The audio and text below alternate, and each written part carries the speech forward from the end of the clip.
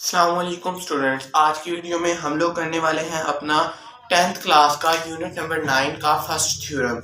आज आपको इस वीडियो में एक थ्योरम करवाया जाएगा और नेक्स्ट वीडियोस के अंदर आपको नेक्स्ट थ्योरम भी करवाए जाएंगे। अगर आपने अभी तक मेरे चैनल टैलेंट फैक्ट्री को सब्सक्राइब और वीडियो को लाइक नहीं किया तो चैनल को सब्सक्राइब कर दें ताकि नई वीडियो आते ही आपके पास नोटिफिकेशन आ जाए और बेल के आइकन को जरूर प्रेस कीजिएगा और वीडियो को लाइक जरूर कीजिएगा। अगर आपको वीडियो पसंद आती है तो अपने दोस्तों से ज्यादा शेयर कर सकते हैं आप इस वीडियो को, और ताकि वो भी इस वीडियो से सबक आमोज हो सकें और इस वीडियो से फायदा उठा सकें, क्योंकि अब आपके पेपर्स में बहुत कम टाइम रह गया है। और तो और 1 अप्रैल को लाहौर बोर्ड ने अनाउंस कर दिया है कि फर्स्ट पेपर होगा रमजान के अंदर आपका 10th क्लास का। लाहौर बोर्ड ने भी ये बात अनाउंस कर दी है। तो पंजाब बोर्ड वाले जितने भी स्टूडेंट्स हैं पंजाब बोर्ड के थ्रू जिन बच्चों ने पेपर देने हैं वो सब अलर्ट हो जाएं।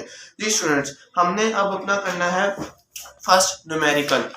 दो चीजें आपने न्यूमेरिकल के अंदर दो चीजें आपने अपने थ्योरम के अंदर याद रखनी है।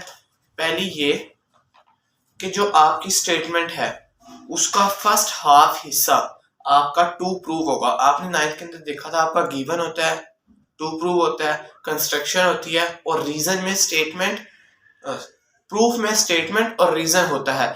लेकिन उससे पहले आपने अभी तक आपने 9th में पेपर दे लिए, आपको इस बात का अंदाजा नहीं होगा कि जो आपकी स्टेटमेंट है वो फर्स्ट हाफ आपका टू प्रूव होता है और सेकंड हाफ आपका गिवन होता है। देखें, one and only one circle can pass through 3 non collinear points. ये यूनिट नंबर 9 का फर्स्ट थ्योरम है जो हम आज आपको इस वीडियो में करवाएंगे।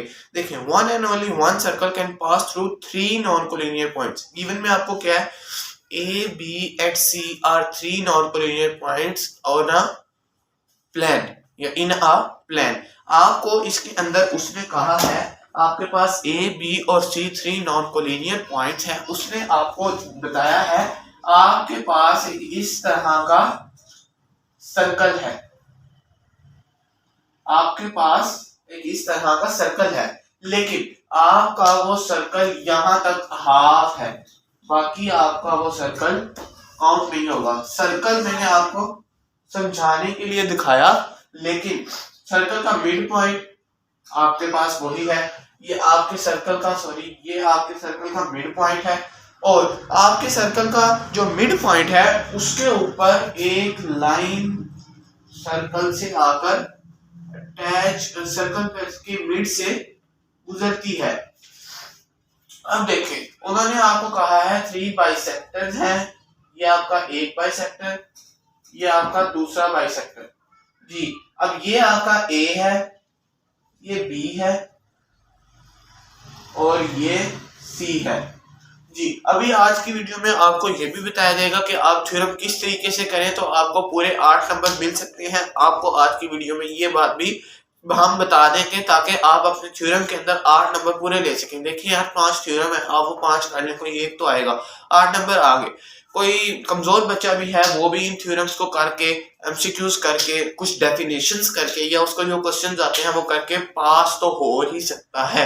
लेकिन जो आपको चाहिए कि आप अच्छे मार्क्स अचीव करें ताकि आपको कॉलेज में अच्छे से अच्छे कॉलेज में एडमिशन मिल सके और आपका ग्रेड हाई लेवल पर जाए। जी students, A, B and C आपका निकल आया। अब देखें, एक लाइन आपके पास A से जा रही है यहाँ पर, एक आपके पास B से जा रही है। सॉरी, थोड़ी सी खराब हो गई। आपने थ्योरम के अंदर ये चीज लाजमी जेर गौर लानी है कि आपकी लाइंस बिल्कुल भी खराब ना हो। ये मैं तो बना रहा हूँ मार्कर से, बोर्ड मार्कर है और बोर्ड पे सही बन भी नहीं सकती। आपने इसको कंपास से बनाना है और जो अंदर लाइंस हैं उनको स्केल से लगाना है। उसके बाद आपकी ये C से भी एक लाइन जाएगी।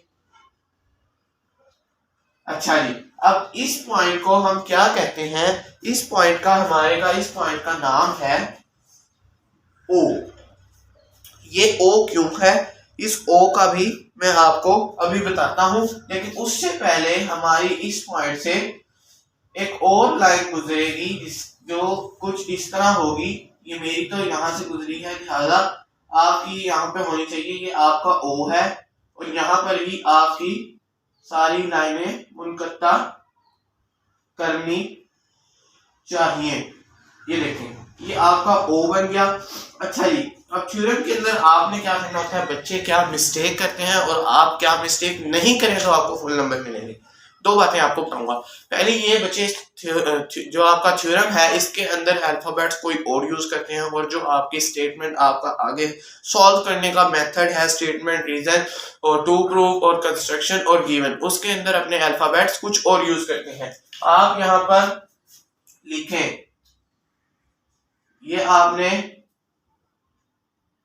बना लिया डी एफ की लाइन, या आप अपने पास से नाम रख सकते हैं, और ये आपकी होगी एच के की लाइन।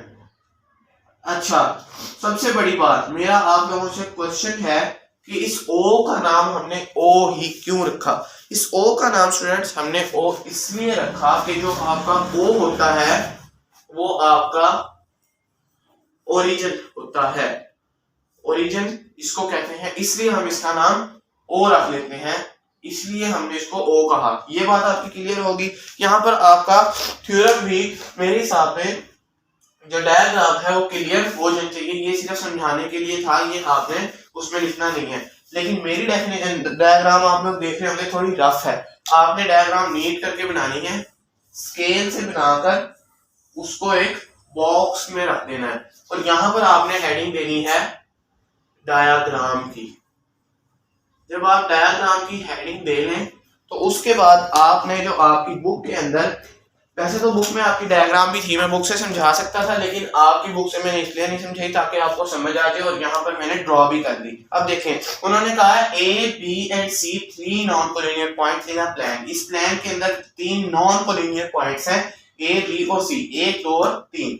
ये आपके 3 नॉन कोलिनियर पॉइंट्स, ये आपको गिवन। टू प्रूव में उन्होंने आपको स्टेटमेंट में बताया one and only one circle can pass through 3 non collinear points, यानी इनके अंदर से एक ही सर्कल पास हो सकता है इन 3 नॉन कोलिनियर पॉइंट्स में।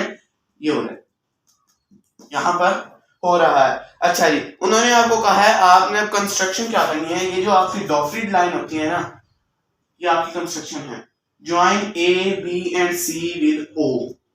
मैंने तो डायग्राम डायरेक्ट बना दी ना आपको समझाने के लिए, लेकिन ये जो डॉटेड लाइन है ये आपने हमेशा याद रखना है। वैसे तो आपको पता भी होगा, ये आपकी कंस्ट्रक्शन होती है, A B and C join with ओ।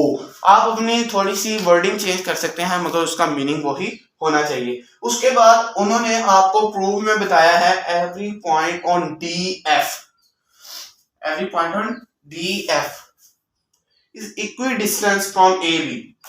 ये जो डी एफ का जो भी आप यहाँ पे हिस्सा ले लें, यहाँ पे ले लें, यहाँ पे ए बी से इक्वी डिस्टेंस पर होगा। इसी तरह एच के का जो है वो बी सी से इक्वी डिस्टेंस पर होगा। अच्छा जी, अब measure angle O A and O B equal है। यहां पर बच्चे क्या गलती करते हैं, बच्चे लिखते हैं मेजर ओ ए, मेजर ओ बी। ये आपका गलत है, इसके अंदर आपकी एक गलती है जो शायद आप लोगों ने कुछ स्टूडेंट्स को समझ आ गई होगी, लेकिन कुछ को अभी समझ नहीं आई। आपने इसको इस तरीके से नहीं लिखना, आपने इसको कुछ ऐसे लिखना है, measure O A equals to measure O B. ये कॉन्ग्रुएंट जो है ना, ये आपने नहीं डालना। अच्छा, ये आपने इस तरह लिखनी है, या तो अगर एम ना डालें, एम माइनस कर दें यहां से, तो फिर आप यहां पर ये कॉन्ग्रुएंट का जो कर्व्ड लाइन है ये आप अपनी डाल सकते हैं। अलबत्ता ये आप लोगों को समझाने के लिए था, ये आप बच्चे स्टूडेंट्स इसके अंदर मिस्टेक्स करते हैं। उसके बाद आप मार्कर से अपनी गिवन की लाइन में गिवन लिखें, टू प्रूफ की लाइन, एक लाइन की आपका गिवन हो गया, ये टू प्रूफ लिखा, यहाँ पे छोड़ के टू प्रूफ लिखें, ये कंस्ट्रक्शन, यहाँ पे आपका कंस्ट्रक्शन, ये रीजन आपने लिखा, यहाँ पर स्टेटमेंट की लाइन, और ये आपका ये प्रूफ था आपका, ये आपका रीजन, ये लाइन लगाएं, यहाँ पर स्टेटमेंट, यहाँ पर रीजन। इस तरीके से अपना न्यूमेरिक अपना जो आपका है थ्योरम उसको आप हल कर सकते हैं। ऊपर आपने डायग्राम बनानी है थोड़ी सी नॉर्मल साइज की। अच्छा जी, उसके बाद उन्होंने हमें कहा है जो हमारा O is only common point, O जो है वो कॉमन पॉइंट है एच के पे भी, डी एफ पे भी। क्लियर होगी बात। उसके बाद उन्होंने कहा है यूजिंग 1 एंड 2, हमने मेजर एंगल ओ ए यहाँ पे जो आपको के दिखाया था, measure angle O A O B and O C equals था। इसी तरह यूजिंग 1 एंड 2 उन्होंने बताया है मेजर ओ ए, आप अपनी बुक पे देख सकते हैं, यहाँ पर मैं आपको बता रहा हूँ, समझा रहा हूँ। Measure O A is equals to measure O B equals to measure O C. ये आपका how there is no such other point except O, यानी इसका कोई और एक्स्ट्रा पॉइंट नहीं है सिवाय ओ के। उसके बाद उन्होंने क्या कहा है, hence a circle with centre O and radius O A will pass through A B and C. एक सर्कल पे जो सेंटर ओ है, रेडियस ओ ए पास से गुजरता है ए बी और सी के। Ultimately there is only one circle which passes through 3 non collinear given points A B and C. ये आपका उन्होंने आपको थ्योरम बताया। ये लास्ट की जो 2 लाइन है ये आपकी अपनी मर्जी होती है, आप लिखें या ना लिखें, लेकिन आप लिख दें तो अच्छी बात है। पेपर के अंदर आप ना चेंजिंग करें अपने पास से, आप एग्जैक्ट बुक से लिखेंगे।